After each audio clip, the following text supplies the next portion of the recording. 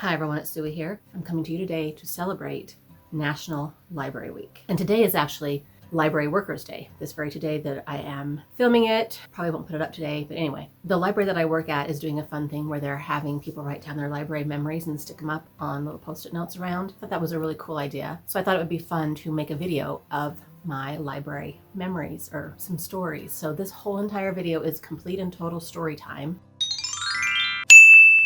And I would love it if you would share your library memories either in comments or make your own video and tag me in it so that I can make sure and find it. The other day I was doing a tag, I forget which one it was now. I mentioned my dad. We were just walking the stacks at the library and he pulled out this book and said, "Hey, this one looks good, you should read it." And it was a retelling of the Tristan and Isolde story. And I absolutely loved it. And that was a very strong library memory. I can still remember where we were at in the stacks, where those shelves were in the library, and the fact that my dad could just randomly pull a book off the shelf and say, "Here, you should read this," and it was good. That is probably one of my first true library memories, but I was older. So I'm thinking I don't really have a whole lot of memory of like a little kid going to the library. But as a preteen, early teenager, I remember it very well. I'm old enough to remember the little library cards and the little pouches in the back where they stamped the due date. So I thought that was the coolest thing ever. And then we got to the point where the library had like this see-through desk, and underneath the desk was a camera. And so the librarian would open the book face down to the title page or whatever it was that they needed to document, and she would push a button with her foot and it would take a picture of that page, and then it would go, I guess they had some sort of computer at that point, so because it would go somewhere and they would have a record of what you were checking out by taking a picture of like the title page. And I thought that was the coolest thing ever. And so I would go home and I would get my like a hamper and put it in the doorway of my bedroom, and then I would get this big flat smooth piece of wood that my family had that I have no idea where it came from. In fact, I saw my dad using it still the other day for puzzles. I don't know where this piece of wood came from, but I would take that piece of wood and put it on top of the hamper, and then I would sit on the one side in my bedroom and I would make my siblings come and check out library books. And I would turn them face down and I would pretend to push a button with my foot, and I would make a noise, and I would take pictures of all the title pages, and I would stamp little cards and I would stick them in the book, and I would check out books to them and play librarian. I remember that very well. I don't know if they remember me doing this. It'd be interesting to ask them. So I just thought it was the coolest job ever. I do also remember checking out records. Is that what we still call them these days? LPs, records that we would come home and play on our stereo. There would be big boxes of them on a table, and we would flip through them and be able to check out records. And I thought that was the coolest thing when that happened. So I'm old enough that back in the day, it was all card catalogs also. And I am wondering if there are people that are young enough now that have never seen a card catalog or don't even know what that is. That's crazy. There's a great big, huge console of little tiny drawers right in the middle of the library. And if you wanted to find something, you would look it up and it would tell you where to go. I did this all until through college. I remember looking up books that I needed for a paper or that I was writing or something by using this huge, ginormous card catalog at the university library. But gradually computers were taking over at that point, but I think it was one of those things that people had a hard time letting go. Good times. But I do remember when computers first started coming, and that was still when I was in high school, I think. That was a big deal when we could stand there and look up things on the computer. But I also do remember going to the library many times in high school, doing research for a paper, and we would have to go, I don't remember what those books were called now, but it was a directory of all the magazines categorized by topic, I think, probably by topic and probably by author. They probably had both. And so whatever topic we were looking for, we would get these books and look up the topic and see what articles were written about that topic in magazines. And so then the magazines were also all bound in books, big, huge, ginormous books. And then we would have to go find those books and look for the magazine and then take a copy of the magazine, Xerox the magazine, yes.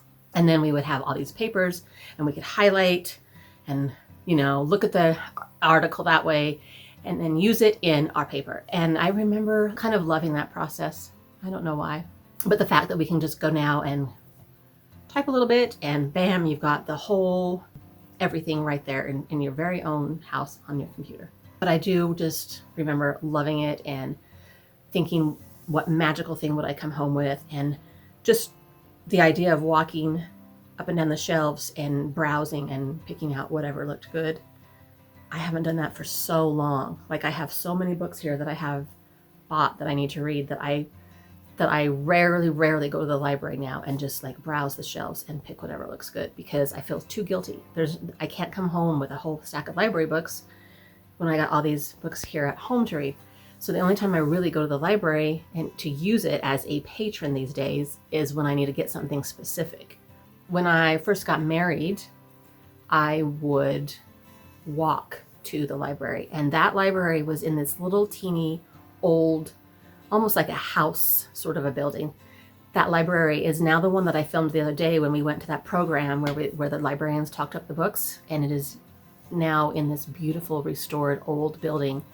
But back then it was in this teeny tiny little thing, and I would walk from my apartment because we only had one car. So when I was home without the car, I would walk to the library, which was a couple miles, I think. I was going through a massive Orson Scott Card phase, and Anya Seton and Kathleen Woodiwiss, is that her name? And what else was I reading? Oh, Ray Bradbury. Oh my goodness. I was reading all those books like crazy, and they had a one of those paperback displays, you know, that spun, and the paperbacks were on just like these little racks, and I would just go through there and just take tons of stuff, and I was reading like crazy.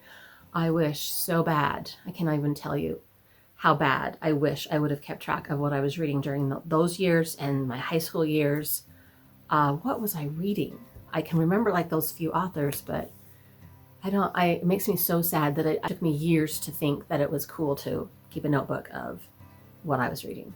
So that was when I was first married, and then we discovered that the library in the other city, which is now the city I actually live in and the library that I work at, but we discovered that this other library had CDs, and we thought that was the best thing we'd ever heard in our lives. And there was just this one little table, and they had these little drawers, and the CDs were inside the drawers in their jackets, and you could flip through and check out CDs. And so we would drive to the other city to do that. And I remember thinking that was like, CDs were the coolest, newest thing, and that they had CDs for us to check out blew my mind.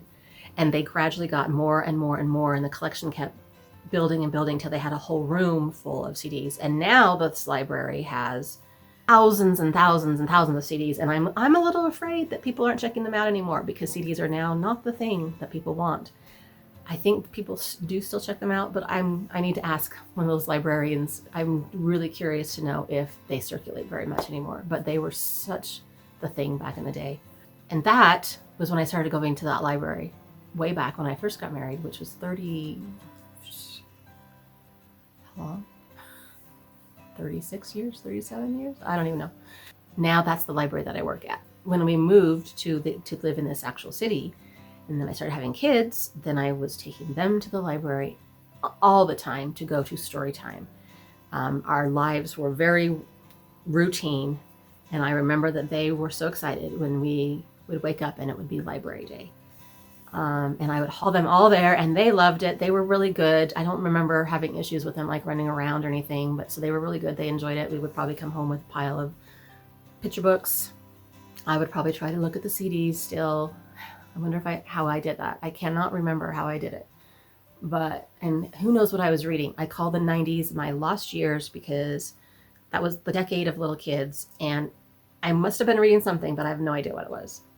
During that time, I remember going upstairs and seeing the behind the scenes offices of the library and thinking, oh man, that would be so fun to work behind the scenes. I always wanted to, when I was a little kid, I thought it would be cool to be the checkout librarian. And then when I got older, I thought it would be cool to be the behind the scenes librarian. I had no idea what they did back there behind the scenes. So it's just so weird to me that years later, a job opened up.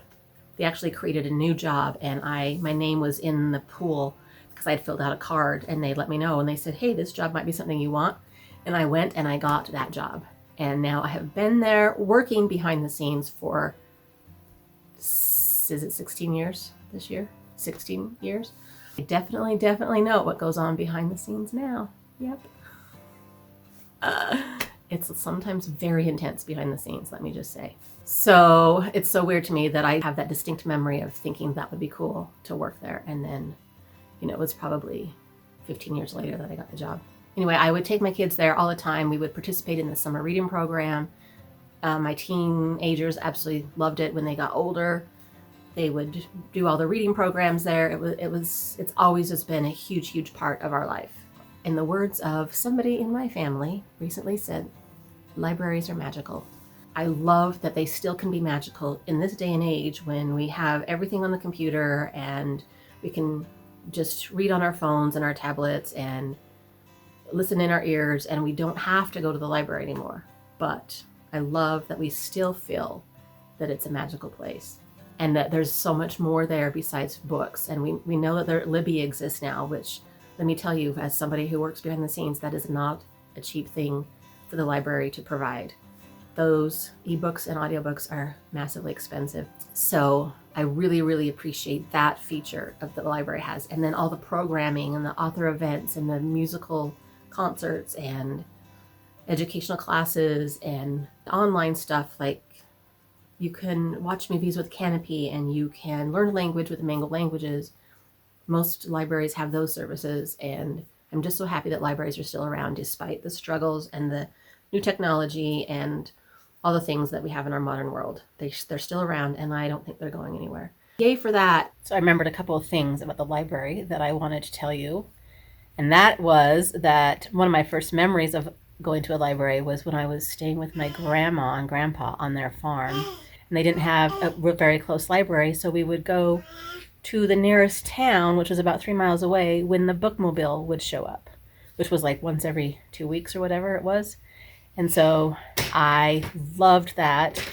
And walking into this bus that was completely and totally full of books. It's the coolest thing ever. I don't think I got to do that very many times, but I do remember doing it a few times. And then the other thing I thought of about the library was how many author events I've gone to there and how I've met so many authors, including my most favorite, Marcus Zusak, at the library. So I wanted to make sure I mentioned that, but the libraries have made it possible for me to see so many authors. And then another thing I remembered is that how much my kids loved going to the library and still love going to the library. The library was the first place they would always drive to when they got their driver's license, because it's close enough and not on any big busy roads or anything. And so it was always the first place most of them went to when they were driving for the first time on their own. They would drive to the library. I thought that was fun to remember too. So I just wanted to mention those few other things. Happy National Library Week. I think it's a great thing that we have, that we can celebrate libraries. Like I said earlier in this video, I would love it if you would like to share your library stories too. Down in comments, or do your own video and tag me so that I can make sure and find you. I would love to know what your library stories are. Until next time, happy reading, happy library going. Bye.